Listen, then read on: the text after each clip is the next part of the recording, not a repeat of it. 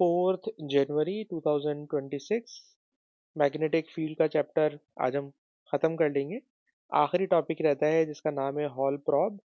Hall probe क्या चीज़ है, तो हॉल प्रॉब की थोड़ी सी थ्योरी या थोड़ा सा पहले इंट्रोडक्शन सुन लें। सर, हॉल प्रॉब एक ऐसा डिवाइस है जिसकी शेप, जिसका साइज मोबाइल सेट की तरह होता है, और अगर इस डिवाइस को किसी मैग्नेटिक फील्ड में रख दिया जाए तो ये उस मैग्नेटिक फील्ड की स्ट्रेंथ को मेजर कर सकता है। उस मैग्नेट की स्ट्रेंथ को मेजर कर सकता है। अच्छा, मैग्नेटिक फील्ड की स्ट्रेंथ को बी से डिनोट करते हैं, और इसे मेजर करने का एक डिवाइस हम आपको पहले पढ़ा चुके हैं, करंट बैलेंस। लेकिन वो अरेंजमेंट खाली लैब में यूज हो सकती है। लेकिन हॉल प्रॉब एक पोर्टेबल डिवाइस है जिसे हम अपनी जेब में रख के कहीं पे भी जा सकते हैं, और किसी भी जगह अगर मैग्नेटिक फील्ड होगी तो उस मैग्नेटिक फील्ड को डिटेक्ट कर सकते हैं। उस मैग्नेटिक फील्ड को डिटेक्ट कर सकते हैं। ठीक है जनाब। अच्छा, एक बुरी सी बात करने को दिल कर रहा है, बुरी सी बात यह है शायद कि हम जितनी भी वो देखते हैं ना ड्रॉनी फिल्में, तो उसी तरह समटाइम टेलीविजन पे डरावने प्रोग्राम भी आ रहे होते हैं, और उन डरावने प्रोग्रामों में किसी जगह को दिखा रहे होते हैं कि यहाँ पे शायद कोई जिन है या कोई इस तरह की चीज़ है। तो वो अपने हाथ में ना हॉल प्रॉब लेके घूम रहे होते हैं, और हॉल प्रॉब से शायद जिन्नात की डिटेक्शन भी होती है। ये बात खैर मैं एक्स्ट्रा बात कर रहा हूँ, ये फिजिक्स से रिलेटेड नहीं है। लेकिन क्या किसी बच्चे ने ये बात सुनी हुई है? ऐसे ही सारे बच्चों से पूछ रहा हूँ। हाँ फाइक, आपने इस तरह की बात सुनी हुई है जो मैंने अभी बात की है? फाइक का शायद माइक्रोफोन सही नहीं है। हाँ बोले बोले। अच्छा, नहीं, जो बात मैंने बोली इस तरह की कोई बात सुनी है ना? अच्छा, मूवीज में तो ऐसा होता है, मूवीज में तो जी जी जी जी जी, बस बस। तो ये बात जो है फाइक भाई ने जो है मेरी बात को इंडोर्स कर दिया कि हाँ ऐसा भी मूवीज में तो होता है। ठीक है जी। अच्छा जी, अब टॉपिक के अंदर आ जाते हैं। टॉपिक हमारा भाई ये चल रहा है, अस्सलाम वालेकुम ताहा। अच्छा बेटा, टॉपिक आज की क्लास के अंदर हम पढ़ रहे हैं हॉल प्रॉप। और हॉल प्रॉप क्या चीज़ होती है? हॉल प्रॉप एक ऐसा डिवाइस है जिससे हम strength of magnetic field measure कर सकते हैं। और फाइक भाई ने हमें बताया कि, मतलब मेरी बात को उन्होंने बताया कि मूवीज के अंदर। अच्छा खैर, चलें छोड़े इस टॉपिक को, अब आगे चलें, टॉपिक बाकायदा शुरू करें। सर, हॉल प्रॉप क्या होता है तो जरा सुनो। सर, हॉल प्रॉप बेटा होता ये है कि ये एक मोबाइल सेट की तरह rectangular slice of metal, rectangular slice of metal, ठीक है। इस रेक्टेंगुलर स्लाइस ऑफ मेटल को हम प्लेस कर देते हैं एक मैग्नेटिक फील्ड में। लेकिन सर इसके साथ कुछ कनेक्ट तो कर लें? जी बिल्कुल। इसके साथ एक हम बैटरी कनेक्ट करेंगे, और वो जो बैटरी होगी वो जाहिर सी बात है करंट प्रोवाइड करेगी। और वो जो करंट होगा और वो जो करंट होगा सर, वो करंट इस स्लाइस में से पास करेगा। ठीक है जनाब। तो अगर आप इसको ड्राइंग कर रहे हैं तो ड्राइंग कर लें। ठीक है जनाब। ये एक रेक्टेंगुलर रेड कलर का बेटा मैंने बनाया है मेटल स्लाइस। इस मेटल स्लाइस को एक बैटरी के साथ मैंने कनेक्ट कर दिया है। बैटरी का एक पॉजिटिव टर्मिनल, एक नेगेटिव टर्मिनल। इसके बाद इसके इन दोनों साइड्स के बिटवीन में इन दोनों साइड्स के बिटवीन में ठीक है जनाब, हम लोग कनेक्ट कर देते हैं एक वोल्ट मीटर।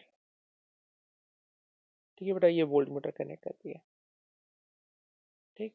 और यही वोल्ट मीटर असल में strength of magnetic field measure करने के लिए रीडिंग प्रोवाइड करेगा। तो पूरी सिचुएशन अब हमारे सामने क्लियर है कि रेड कलर का जो रेक्टेंगुलर मेटल पीस बनाया है, this is a hall prop. It is connected with a battery, positive negative terminal, जो करंट सप्लाई करेगा। और इस रेक्टेंगुलर मेटल स्लाइस को हमने एक वोल्ट मीटर के साथ कनेक्ट कर दिया है और अब हम इसका मैकेनिज्म आपको समझाने जा रहे हैं। मैकेनिज्म बेटा कुछ यूं है कि अगर हॉल प्रॉप को किसी मैग्नेटिक फील्ड में नहीं रखा हुआ हो तो करंट, और इसमें करंट इलेक्ट्रॉन वाला लेते हैं टॉपिक में। इलेक्ट्रॉन सर यहाँ से दूसरे एंड की तरफ शॉर्टेस्ट पाथ कवर करते हुए शॉर्टेस्ट पाथ कवर करते हुए सीधे जाने की कोशिश कर रहे होते हैं। ठीक है, इलेक्ट्रॉन सीधे जा रहे होते हैं। लेकिन अगर मैं इस सारी अरेंजमेंट को किसी मैग्नेटिक फील्ड में ले जाकर प्लेस कर दूं, तो आपको पता है मैग्नेटिक लाइनें, सर मैग्नेटिक लाइनें फॉर एग्जांपल इस स्लाइस में ऊपर से आ रही हैं। ये मैंने ग्रीन कलर की लाइंस बनाई हैं, जो मैं बताना चाह रहा हूँ कि ये मैग्नेटिक लाइंस हैं और ये मैग्नेटिक लाइंस टॉप से बॉटम की तरफ जा रही हैं। जैसे ही आपने इस मेटल स्लाइस को मैग्नेटिक फील्ड में लाकर प्लेस किया, तो आपको याद होगा कि अगर कोई चार्ज पार्टिकल मैग्नेटिक फील्ड में मूव कर रहा हो, ये इलेक्ट्रॉन मूव कर रहे हैं, इलेक्ट्रॉन्स का फ्लो हो रहा है। ठीक है बेटा, ये इलेक्ट्रॉन्स का फ्लो हो रहा है और इस इलेक्ट्रॉन्स के फ्लो पर आपने ऊपर से अप्लाई कर दी है मैग्नेटिक फील्ड। तो आपको पता है मैग्नेटिक फील्ड की वजह से ये इलेक्ट्रॉन सीधे नहीं जा सकेंगे, बल्कि इलेक्ट्रॉन्स के रास्ते में डिफ्लेक्शन हो जाएगी। तो देखिएगा, जो मैंने ब्लैक कलर के एरोज बनाए हुए थे, मैंने इनको इरेज कर दिया क्योंकि इलेक्ट्रॉन सीधे नहीं जा पा रहे। फिर कहाँ चले जाएंगे? तो भाई मैग्नेटिक फील्ड में जब इलेक्ट्रॉन एंटर होते हैं तो मैग्नेटिक फोर्स उनके रास्ते को खराब करा देती है, और जब रास्ता उनका खराब हो जाता है तो इलेक्ट्रॉन सीधे जाने के बजाय डिफ्लेक्ट हो जाते हैं। जिस तरफ डिफ्लेक्ट होते हैं जिस तरफ डिफ्लेक्ट होते हैं तो हम कहते हैं कि वहां पर नेगेटिव पोटेंशियल पैदा हो जाता है। इलेक्ट्रॉन डिफ्लेक्ट हो गए due to the magnetic field. ठीक है जनाब, रेड कलर का जो मैंने रेक्टेंगल बनाया हुआ है, ये मोबाइल सेट की तरह का एक मेटल पीस है। इस मेटल पीस में इलेक्ट्रॉन पहले सीधे जा रहे थे, जब मैंने इसको मैग्नेटिक फील्ड में लाके प्लेस किया तो डिफ्लेक्शन हो गई। डिफ्लेक्शन की वजह से एक साइड पे नेगेटिव इलेक्ट्रिक चार्ज मैंने ड्रॉ किया हुआ है और दूसरी साइड ये वाली, ठीक है जनाब, जो मैं पहले ड्रॉ नहीं की मैंने की थी लेकिन अब मैंने बना दी है, तो कहते हैं दूसरी साइड पर रिलेटिव पॉजिटिव चार्ज पैदा हो जाता है। रिलेटिव का मतलब अगर एक चीज नेगेटिव है और दूसरी तरफ कुछ नहीं है तो वहां पे इलेक्ट्रॉन्स की कमी है। जहाँ इलेक्ट्रॉन्स की कमी है वहां पे पॉजिटिव पोटेंशियल पैदा हो गया। तो इलेक्ट्रॉन्स के डिफ्लेक्शन से ये वाली जो राइट साइड है सर, इस पे नेगेटिव पोटेंशियल पैदा हुआ है और लेफ्ट साइड पर comparatively, not really, comparatively left side के ऊपर पॉजिटिव चार्ज पैदा हो गया। ठीक है जनाब, और जैसे ही चार्ज पैदा हुआ, पोटेंशियल पैदा हुआ, तो बेटा ये जो वोल्ट मीटर है ना सर, इस वोल्ट मीटर में एक रीडिंग आ जाती है। ये रीडिंग आज के टॉपिक में कहलाएगी हॉल वोल्टेज। अगर ये हॉल वोल्टेज ज्यादा आ रहा है तो इसका मतलब है स्ट्रेंथ ऑफ मैग्नेटिक फील्ड ज्यादा है, और अगर ये हॉल वोल्टेज कम आ रहा है तो इसका मतलब है ये मैग्नेटिक फील्ड वीक है। ये मैग्नेटिक फील्ड वीक है। अब जो बात बेटा मैंने इतनी तफसील से आपको सुनाई, अगर मैं इसी चीज को एक एनिमेशन में दिखा दूं तो मेरे ख्याल में जरा समझाना मेरे लिए आसान हो जाएगा। तो देखिएगा, ये दो मैग्नेट के पोल्स हैं, दोनों मैग्नेटिक पोल्स के बिटवीन में मैग्नेटिक फील्ड बन रही है। दोनों के बिटवीन में एक मेटल स्लाइस लाके रख दिया और मेटल स्लाइस के साथ एक बैटरी लाके लगा दी। मेटल और अगली दो साइड्स के बिटवीन में वोल्ट मीटर लगा दिया, जो अभी मैंने एक्सप्लेन किया है। तो दो साइड्स के बिटवीन वोल्ट मीटर है, दो साइड्स के बिटवीन एक बैटरी लगी हुई है। अब जनाब बैटरी को हमने स्विच ऑन कर दिया तो देखिए बैटरी में से इलेक्ट्रॉन निकल रहे हैं और ये इलेक्ट्रॉन मैग्नेटिक फील्ड की वजह से डिफ्लेक्शन हो रहे हैं, और जब डिफ्लेक्शन हो रही है तो उनके डिफ्लेक्शन की वजह से वोल्ट मीटर में कोई रीडिंग आ रही है। इलेक्ट्रॉन के डिफ्लेक्ट होने की वजह से वोल्ट मीटर में कोई रीडिंग आ रही है, और यही रीडिंग कहलाएगी हॉल वोल्टेज। ठीक है जनाब। अच्छा, अब जरा एक मसला सुनिएगा। मसला ये है कि मैं आपको पिछली 2-3 क्लासों से एक टॉपिक पढ़ा रहा हूँ। टॉपिक का नाम आपको पढ़ा रहा हूँ वेलोसिटी सिलेक्टर मेथड। बताइए वेलोसिटी सिलेक्टर मेथड में क्या होता था? सर वेलोसिटी सिलेक्टर मेथड में पहले बीम ऑफ इलेक्ट्रॉन सीधी जाती थी, ठीक है जनाब, और यहाँ पे स्क्रीन पर कोई ऐसा केमिकल लगा होता था जिसको स्ट्राइक करने पर यहाँ पर एक ब्राइट स्पॉट मिलता था। यहाँ पे बेटा एक ब्राइट स्पॉट मिलता था। फिर हम इस बीम ऑफ इलेक्ट्रॉन पर अप्लाई कर देते थे एक मैग्नेटिक फील्ड।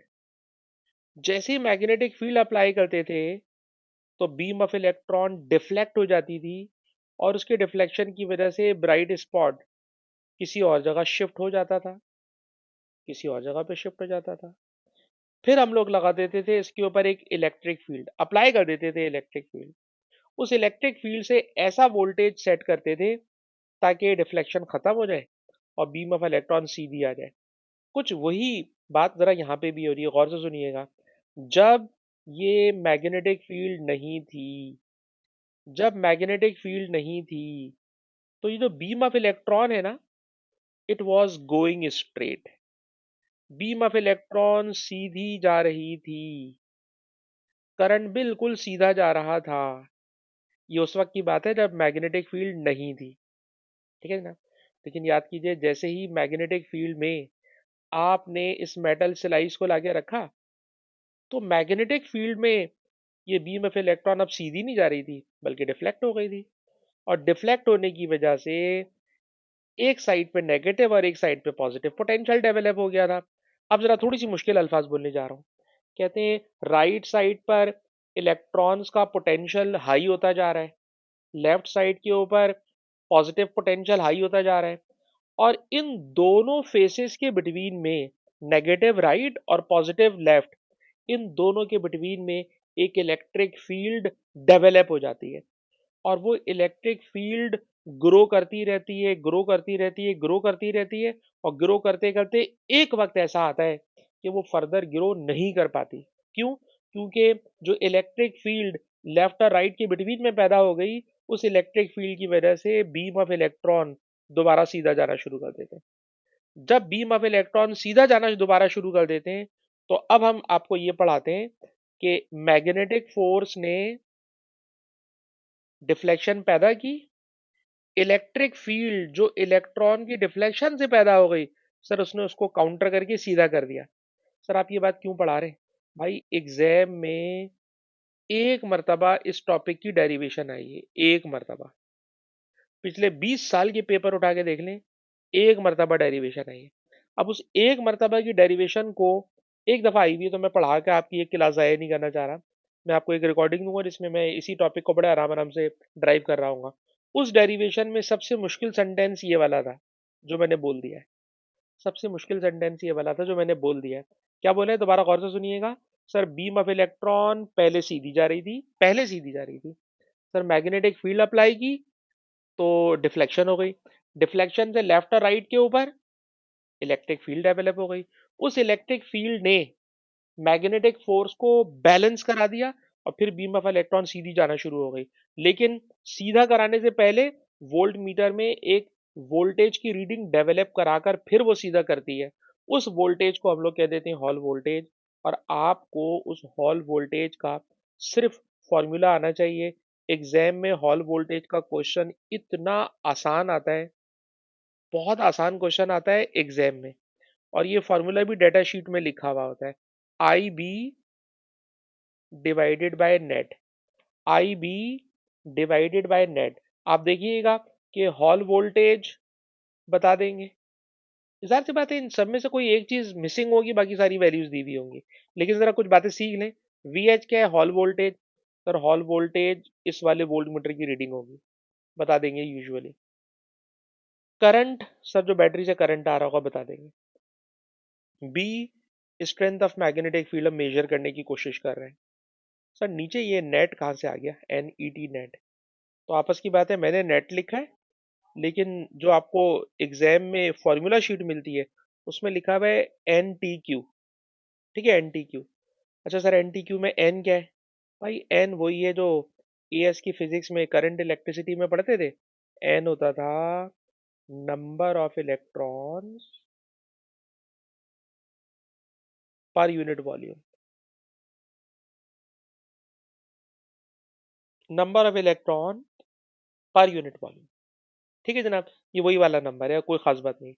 जिसको मैंने ई लिखा है, sir E is elementary charge. Elementary charge 1.6 exponent -19। Sir exam में क्यू लिखा हुआ होता है, आप क्यू लिखने से क्यों भाग रहे? ओ भाई, मैंने तो आप सारे बच्चों को याद कराया भाई, क्यू बराबर होता है एन ई।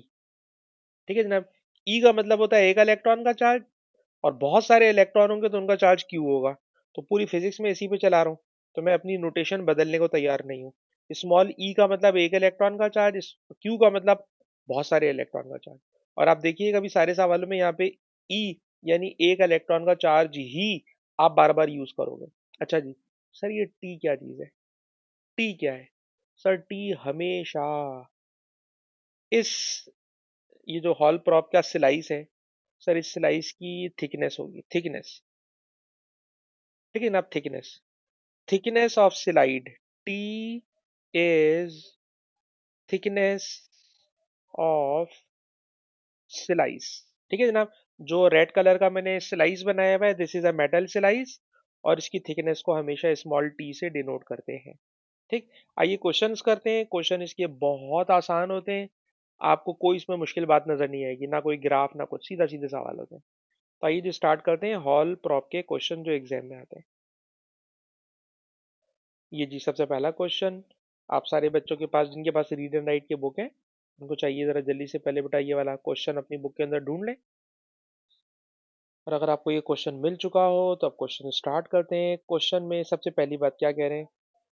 कह रहे हैं जनाब, फॉर फ्री इलेक्ट्रॉन्स। याद रहे कि इस टॉपिक में हम इलेक्ट्रॉन्स के फ्लो की बात कर रहे होते हैं। फॉर फ्री इलेक्ट्रॉन्स, बताइए डायरेक्शन ऑफ फोर्स इलेक्ट्रॉन पर क्या होगी? Direction of force. तो सर ये टॉपिक हम बचपन से आईजीसीएसई से पढ़ते हुए आ रहे हैं कि डायरेक्शन ऑफ फोर्स सर निकालते हैं bye left hand rule. Bye left hand rule. और लेफ्ट हैंड रूल के लिए सर किसी बच्चे को हम इंगेज करते हैं, और ताहा इस लेफ्ट हैंड रूल के अंदर बहुत एक्सपर्ट है, तो हम ताहा को ही इस क्लास के अंदर भी तंग करेंगे। तो ताहा भाई जरा हम आपसे लेफ्ट हैंड रूल अप्लाई करवाना चाह रहे हैं, तो जरा देखिएगा किस तरह लगेगा लेफ्ट हैंड रूल। पहली बात तो देखिए कि मैग्नेटिक फील्ड इस तरह से आ रही है, मैग्नेटिक फील्ड बेटा इस तरह से आ रही है। ठीक है जनाब। तो मैग्नेटिक फील्ड अगर इस तरह आ रही है, तो ये तो बड़ा मुश्किल हो जाएगा लेफ्ट हैंड को यहाँ से यहाँ यूं लिखना।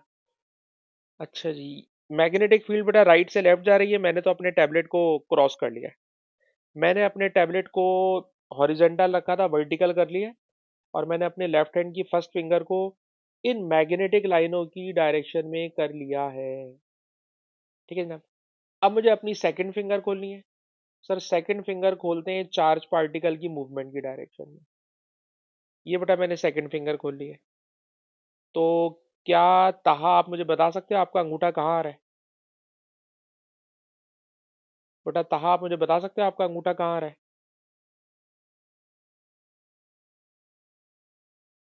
ताहा अपवर्ड आ रहा है जी, बिल्कुल परफेक्ट आपने मुझे बताया है। ताहा जो इस टॉपिक में बहुत एक्सपर्ट हो चुके हैं। अच्छा जी ताहा भाई, इसमें मैग्नेटिक फोर्स लगेगी ऊपर, और अगर मैग्नेटिक फोर्स ऊपर लगेगी, पहले तो बोले state the direction of force. अच्छा ये फोर्स जो लगेगी ना बेटा, ये लगेगी पॉजिटिव पार्टिकल पे, और सर ये इलेक्ट्रॉन है, और अब इलेक्ट्रॉन है ना, तो इलेक्ट्रॉन की वजह से जो ताहा ने बताया अपवर्ड, तो अपवर्ड के बजाय मुझे यहाँ लिखना पड़ेगा downward. Downward for electron, downward for electron, क्योंकि यहाँ पे इलेक्ट्रॉन के लिए पूछ रहे हैं, इसलिए जो direction of force by left hand rule आ रही है अपवर्ड, उसको सर डाउनवर्ड की तरफ हम लोग मान लेंगे। एक बात हो गई। दूसरी बात, अपवर्ड जो है वो पॉजिटिव होता है, डाउनवर्ड नेगेटिव है, तो सर पक्की बात है नीचे की तरफ, ये जो बेटा नीचे वाली साइड है, जिसको मैं ग्रीन कलर से हाईलाइट कर रहा हूँ, सर इस नीचे वाली साइड के ऊपर नेगेटिव चार्ज डेवलप हो जाएगा। सर नीचे वाली साइड के ऊपर नेगेटिव चार्ज डेवलप हो जाएगा। और जब नीचे नेगेटिव चार्ज डेवलप होगा तो सर ये जो ऊपर वाली ब्लू साइड है सर इसके ऊपर पॉजिटिव चार्ज डेवलप हो जाएगा। ठीक है जी।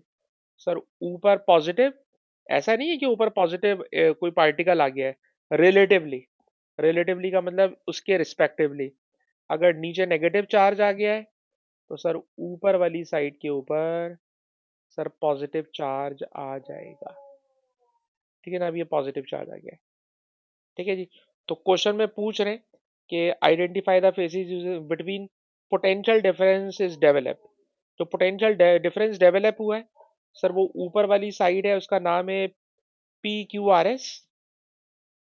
पी क्यू आर एस ऊपर वाली साइड, और सर नीचे वाली साइड है जे के एल एम।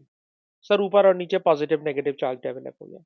अच्छा, उसके बाद क्वेश्चन में ये वाली जो बात पूछ रहे हैं ना, why potential difference reaches a maximum value. ठीक है, क्या मतलब कि पोटेंशियल डिफरेंस डेवलप होगा। फॉर एग्जांपल ऐसी एग्जांपल दे रहा हूँ, पोटेंशियल डिफरेंस डेवलप हुआ इस ऊपर वाली साइड में, मैंने ये वोल्ट मीटर लगा रहा हूँ, और नीचे वाली साइड में ये बेटा मैंने एक वोल्ट मीटर लगा दिया। जब मैंने वोल्ट मीटर लगाया, for example digital volt meter है, तो मैंने नोट किया रीडिंग आई 0.1, 0.2, 0.3, 0.4 पे जाके रुक गई। क्या मतलब, पोटेंशियल इंक्रीज होता है और इंक्रीज होते होते होते अपनी एक मैक्सिमम वैल्यू पे जाके रुक जाता है। डायरेक्ट 0.4 नहीं आता, ग्रेजुअली नीचे से ऊपर जाता है। सवाल है कि एक वैल्यू पे जाके क्यों रुक जाता है। तो उसका आंसर मैं अभी थोड़ी देर पहले समझा चुका हूँ, लेकिन दोबारा बोल रहा हूँ।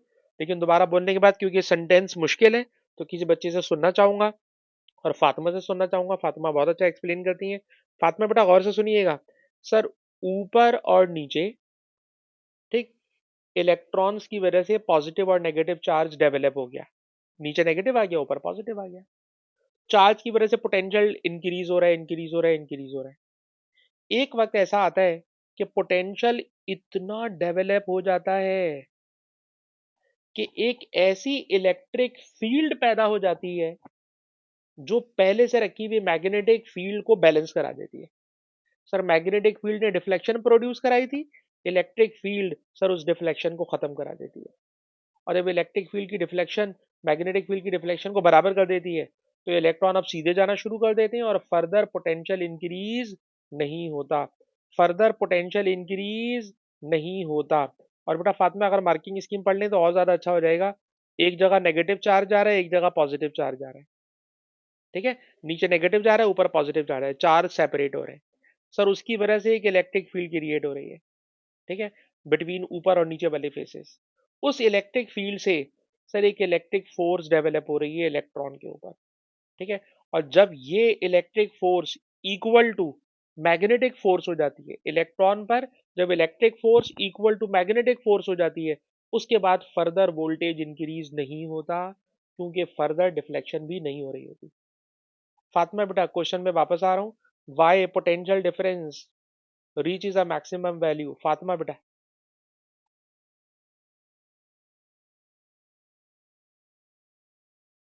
हाँ।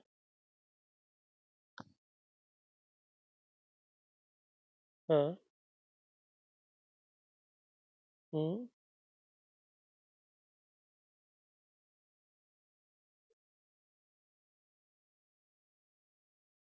हाँ लेकिन जरा, हाँ सुने सुने सुने सुने, ये आपने, हमें लग रहा है फातिमा के सामने लिखा हुआ है और आपने पढ़ के सुना दिया, वरना आप दूसरे तरीके से एक्सप्लेन करती हैं हमेशा।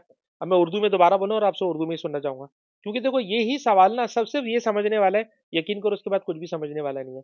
फातिमा वो बेटा गौर से सुनना। सर इलेक्ट्रॉन सीधे जा रहे थे, मैग्नेटिक फील्ड में लाके रखा, नेगेटिव इलेक्ट्रॉन नीचे चले गए, नीचे नेगेटिव पोटेंशियल आ गया, ऊपर पॉजिटिव पोटेंशियल आ गया। सर इन दोनों पोटेंशियल की वजह से एक इलेक्ट्रिक फील्ड डेवलप हो गई, उस इलेक्ट्रिक फील्ड से एक इलेक्ट्रिक फोर्स पैदा हो गई। सर वो इलेक्ट्रिक फोर्स जब इक्वल टू मैग्नेटिक फोर्स हो गई तो बस सर वहीं पे मैक्सिमम पोटेंशियल स्टॉप हो गया। हाँ बेटा फातिमा कुछ बोलने की कोशिश कीजिए उर्दू में।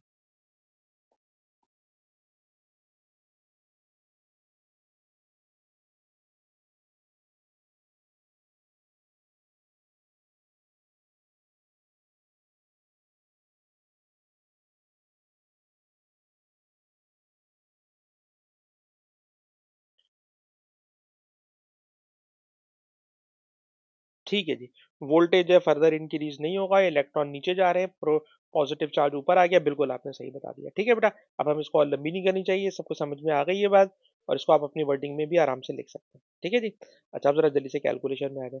कैलकुलेशन के लिए फिर मैंने आपसे कहा था ना कि हॉल वोल्टेज का फॉर्मूला डाटा शीट में दिया हुआ होता है, और ये लोग लिखवाते हैं I B upon N T Q. ठीक, खैर मैं इसके हक में नहीं हूँ, मैं तो लिख रहा हूँ आई बी अपॉन नेट, क्योंकि आप देखिएगा कि ई की जगह वो एलिमेंट्री चार्ज लिखवाएगा। ठीक है सर। करंट, करंट है 6.3 एक्सपोनेंट -4, सर ये हो गया करंट। बी, सर बी है 4.6 exponent -3। N, number density, sir number density, number density है 1.3 exponent 29। E, elementary charge 1.6 exponent -19। T, thickness of slice 0.1 millimetre. ठीक है, सारी वैल्यूज बेटा मैंने आपके सामने डाटा शीट में मतलब क्वेश्चन में से देख के लिख दी है, और वोल्टेज का रिजल्ट आएगा 1.4 एक्सपोनेंट -12। और आप जरा ये भी देख लीजिए ई की value 1.6 exponent -19, that is elementary charge. ठीक है जी। तो नोट कर लें, हॉल वोल्टेज बेटा आ गया है, हॉल वोल्टेज आ गया है 1.4 एक्सपोनेंट -12 वोल्ट। ठीक है बेटा, जरा जल्दी से इसको नोट कर लीजिए।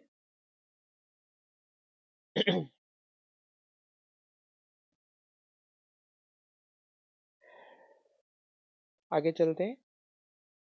अच्छा, एक और बात कि 2022 से पहले आपके कोर्स में एक टॉपिक हम लोग पढ़ाते थे, सेमी कंडक्टर मटीरियल।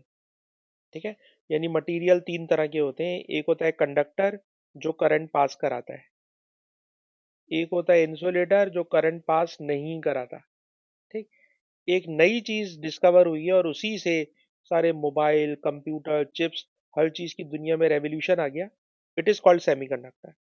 तो सेमीकंडक्टर इन दोनों के बिटवीन का कोई मटेरियल है, लेकिन अब ये आपके कोर्स में नहीं है, इसलिए मैं इस आखिरी पार्ट को समझाने में इंटरेस्टेड नहीं हूँ। सेमीकंडक्टर अब कोर्स में नहीं है। ठीक है जनाब। अलबत्ता क्वेश्चन अगर पढ़ें तो क्वेश्चन की लैंग्वेज बड़ी सिंपल सी है कि अगर सेमीकंडक्टर मटेरियल लेते हैं तो स्मॉल एन की वैल्यू सेमीकंडक्टर मटेरियल में number of electron per unit volume की वैल्यू कम आती है। ठीक है, और जब कम आती है तो अभी आपने ऊपर फॉर्मूले में पढ़ा है कि सर हॉल वोल्टेज जो है वो एन के साथ इनवर्सली प्रोपोर्शनल है, तो सर हॉल वोल्टेज की रीडिंग ज़्यादा आने लगती है, और हॉल वोल्टेज की जितनी ज़्यादा रीडिंग आएगी उसको मेजर करना उतना आसान हो जाएगा। यानी हॉल प्रॉब मेटल का स्लाइस नहीं होता है, हॉल प्रॉब डेली लाइफ में जो यूज़ करते हैं सर वो सेमी कंडक्टर मटीरियल का बना हुआ होता है, और सेमी कंडक्टर मटीरियल में एन की वैल्यू बहुत स्मॉल होती है, जिसकी वजह से हॉल वोल्टेज बहुत ज़्यादा आता है और उसे मेजर करना आसान होता है। तो बातों बातों में मैंने समझा दिया, लेकिन अब ये कोर्स में है नहीं, कोर्स में नहीं है। अच्छा जी, एक और क्वेश्चन पे आते हैं जल्दी से। सर इस क्वेश्चन में क्या हो रहा है? सर अगेन एक रेक्टेंगुलर स्लाइस है, और रेक्टेंगुलर स्लाइस सेमीकंडक्टर मटेरियल का बना हुआ है। सेमीकंडक्टर मटेरियल के दो नाम भी ले लूं, एक होता है सिलिकॉन और एक होता है जर्मेनियम। सिलिकॉन, जर्मेनियम, पर कोर्स में नहीं है। अच्छा जी, सेमीकंडक्टर मटेरियल है जो सामने आपके स्लाइस लगा हुआ है। अच्छा जी, इसको भी मैग्नेटिक फील्ड में लाके रख दिया है, और जब मैग्नेटिक फील्ड में लाके रखा है तो अगेन वही क्वेश्चन है कि बताइए इलेक्ट्रॉन्स पर फोर्स की डायरेक्शन क्या होगी। इलेक्ट्रॉन्स पर फोर्स की डायरेक्शन क्या होगी? तो फोर्स की डायरेक्शन के लिए हम साद भाई आपको जहमत देना चाहेंगे। साद, हम आपसे बात कर सकते हैं? साद बेटा, साद अब्बासी। अच्छा बेटा साद, जरा क्वेश्चन देखिए। क्वेश्चन बेटा ये है कि मैग्नेटिक फील्ड ऊपर से नीचे आ रही है, तो इसका तो मतलब है कि आप एग्जाम में जो आपको इस कॉपी मिली होगी उसको पूरा ही उल्टा करके रख देंगे आप, क्योंकि मैग्नेटिक फील्ड ऊपर से नीचे आ रही है। ठीक है जी। तो मैग्नेटिक फील्ड आ रही है भाई ऊपर से नीचे, तो लेफ्ट हैंड की फर्स्ट फिंगर को तो करना है ऊपर से नीचे। ठीक, सेकंड फिंगर अंदर की तरफ करनी है, तो मैंने तो मैनेज कर लिया है। अब मैं आपसे जानना चाह रहा हूँ, क्या आप मुझे बता सकते हैं कि आपका अंगूठा किस तरफ आ रहा है, थंब किस तरफ आ रहा है, राइट आ रहा है। राइट का मतलब आप इसको राइट बोल रहे हैं, सोच लें। हाँ लेकिन ऐसा नहीं है, ऐसा नहीं है। ठीक है, जो अंगूठा आएगा ना वो अंगूठा तो लेफ्ट पर आएगा। ठीक, ऑल्दो के फोर्स राइट पे लगेगी क्योंकि वो इलेक्ट्रॉन है, इलेक्ट्रॉन के लिए उल्टा लेना पड़ेगा।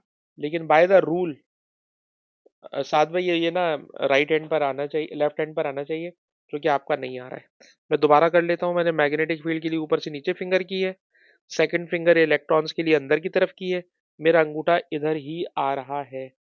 साथ में क्या आपकी करेक्शन हो पा रही है, या मैं अपने हाथ की पिक्चर खींच के आपको दिखाऊं अगर आप लेफ्ट हैंड रूल लगाएं?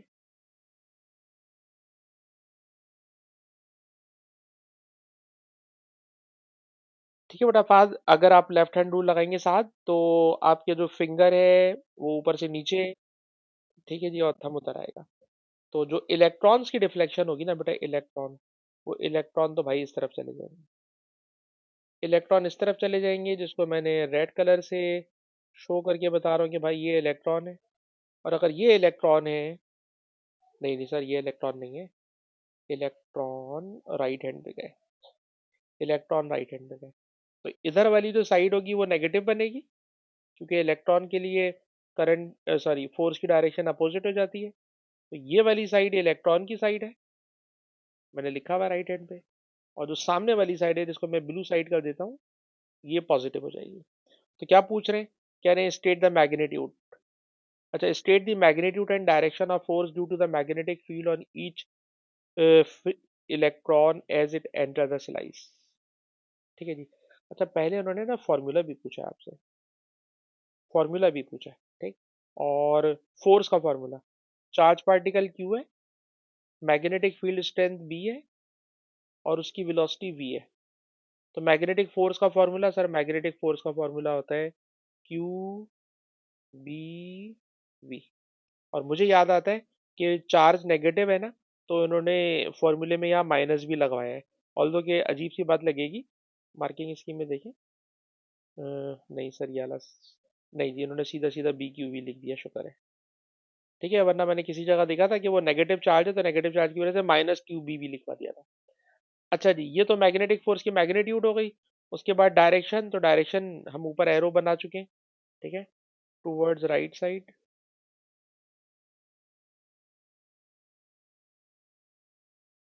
ठीक है ना, टूवर्ड्स राइट साइड लग रही है इलेक्ट्रॉन के ऊपर।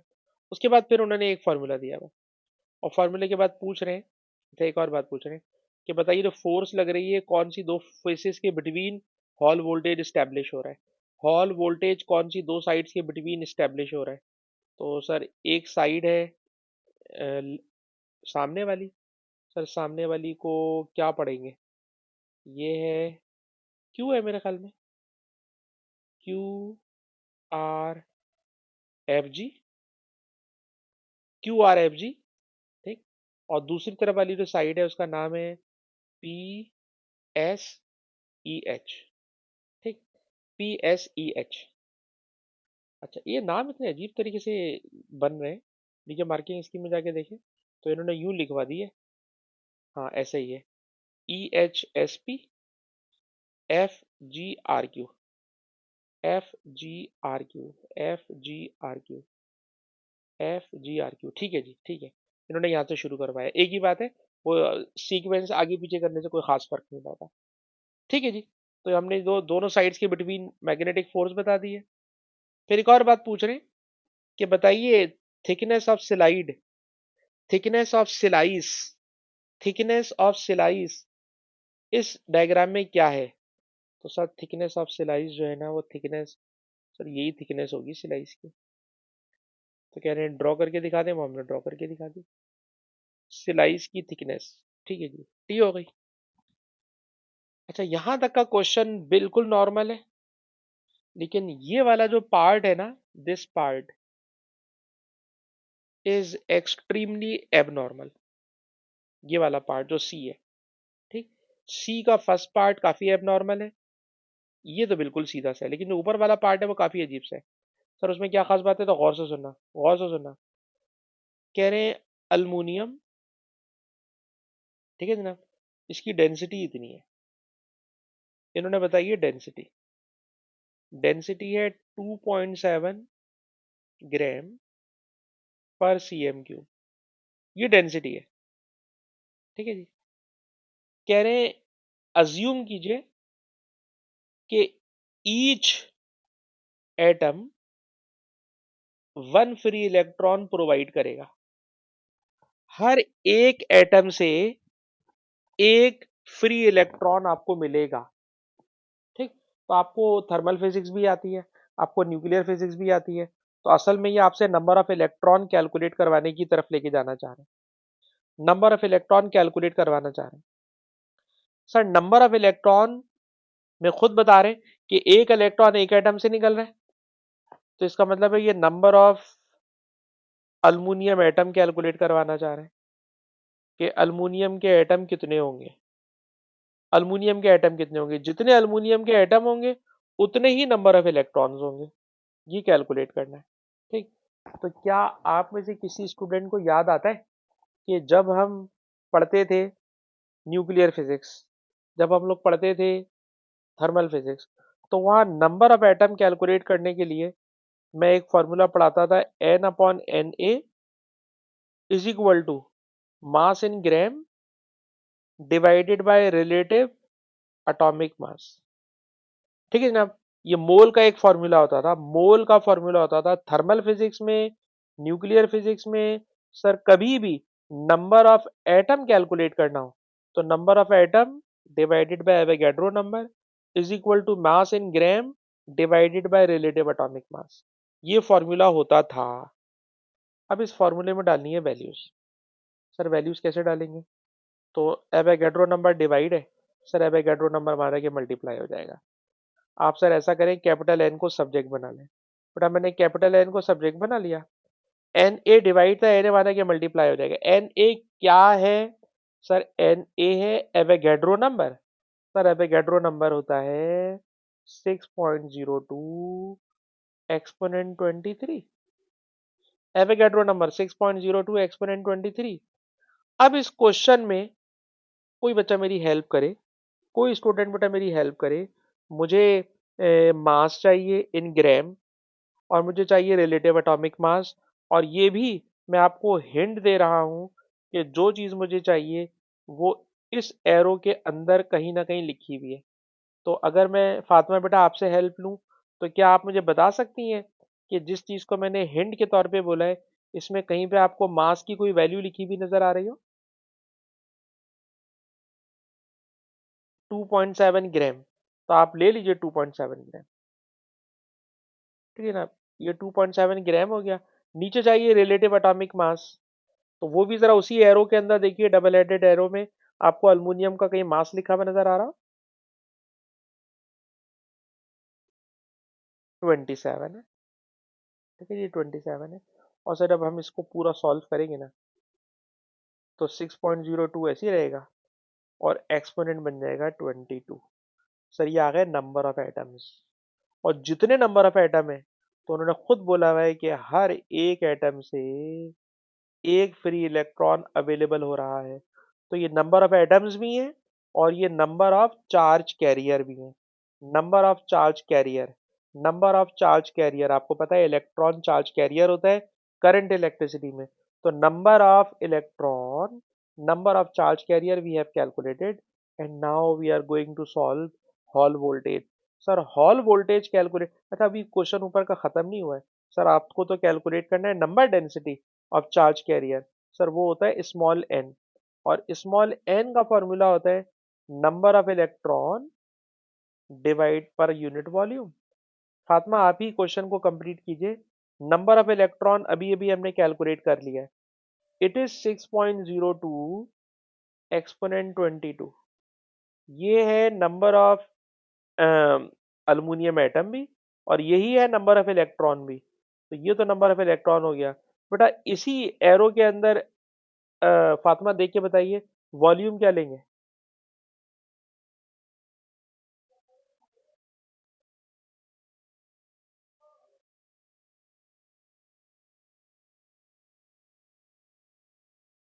चक्कर पता है कि इसके अंदर ये जुल्म किया गया है। कि इस नंबर को ले लिया है मास, जैसा कि आप ले चुकी हैं मास, और नीचे वाला जो नंबर है ना ये वॉल्यूम है, 1 cm³ वॉल्यूम है, 1 cm³ वॉल्यूम है। और cm³ को बेटा मीटर क्यूब में कन्वर्ट करूंगा तो ये सेंटीमीटर का क्यूब करूंगा, तो ये सेंटी की वैल्यू एक्सपोनेंट -2 और ये क्यूब। काफी बच्चे इस वाली बात को काफी हैरत की निगाह से देखते हैं कि डेंसिटी में से इस ऊपर वाले नंबर को एज अ मास मैंने यूज किया है, जो कि आपने खुद ही बता दिया था मुझे, और डेंसिटी में जो नंबर नीचे लिखा हुआ है उसे एज अ वॉल्यूम यूज कर लिया। तो अल्मीनियम की डेंसिटी आपको दो चीजें बता रही है कि अल्मीनियम का मास 2.7 ग्राम है और अल्मीनियम का वॉल्यूम 1 cm³ है। And now this 1 cm³ is converted into metre cube. तो सेंटी का मतलब एक्सपोनेंट -2, एक्सपोनेंट -2 का क्यूब करोगे इट बिकम्स एक्सपोनेंट -6, और -6 को ऊपर लेकर आओगे तो इट बिकम +6, और +6 जब 22 से मिलेगा तो बन जाएगा 28। तो जो चीज़ हमने शो दैट करनी है वो चीज़ हमें नज़र आ रही है, इसलिए हम इसको लिखने में इंटरेस्टेड नहीं है, इसलिए बेटा हम इसको लिखने में इंटरेस्टेड नहीं है। तो ये पार्ट काफ़ी अजीब सा है, लेकिन इसीलिए मैं इसको सिलेक्ट करके लाया हूँ कि क्लास में इसको करना चाहिए।